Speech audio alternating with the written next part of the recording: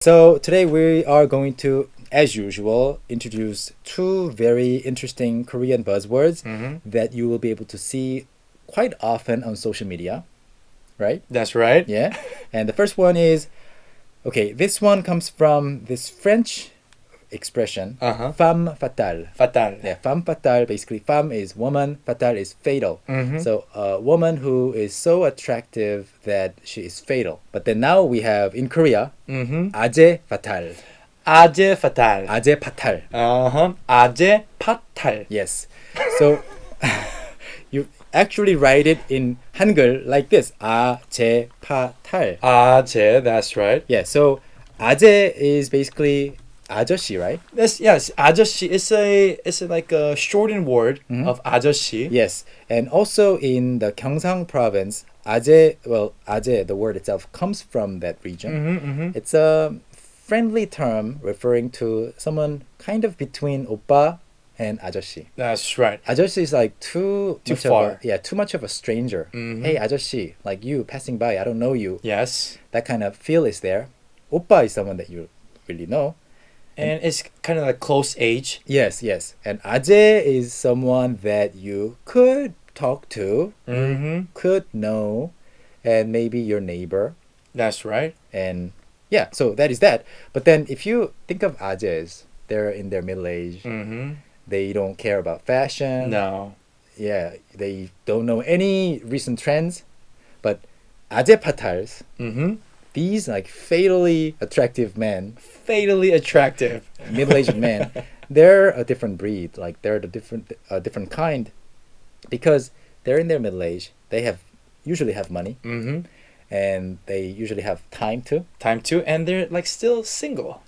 Yeah, I mean they can be married. Okay. So an older person that you would, I don't know, be friends with, or your friend's cool dad can be 아재파탈 too. That's right. So like oppa is very like maybe like 30s like male.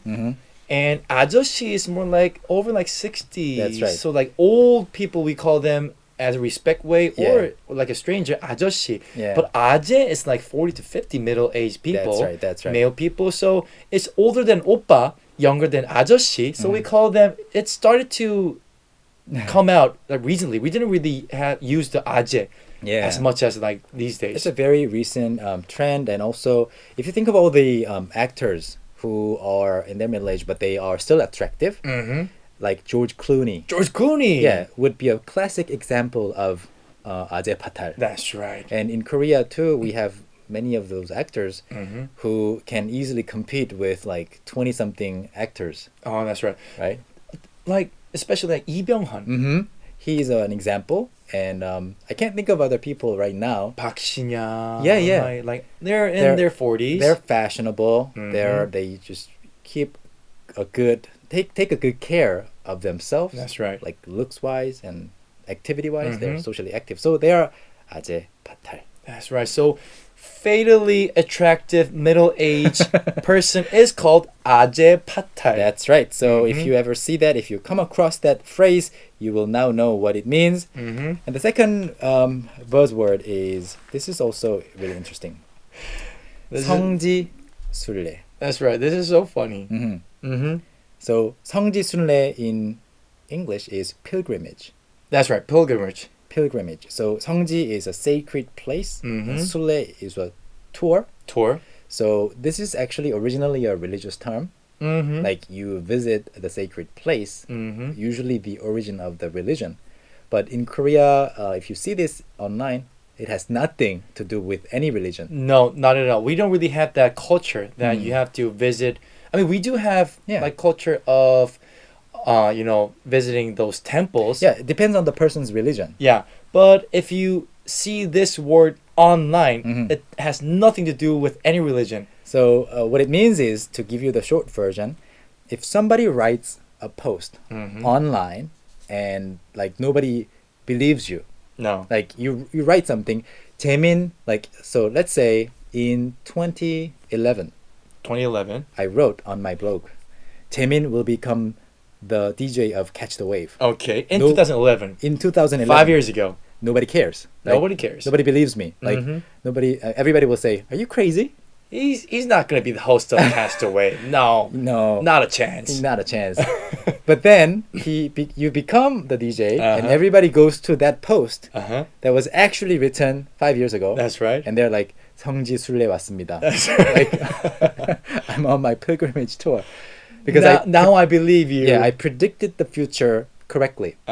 So any visiting any post that was posted a long time ago that predicted the future correctly is called 성지순례 pilgrimage in Korean. Yeah.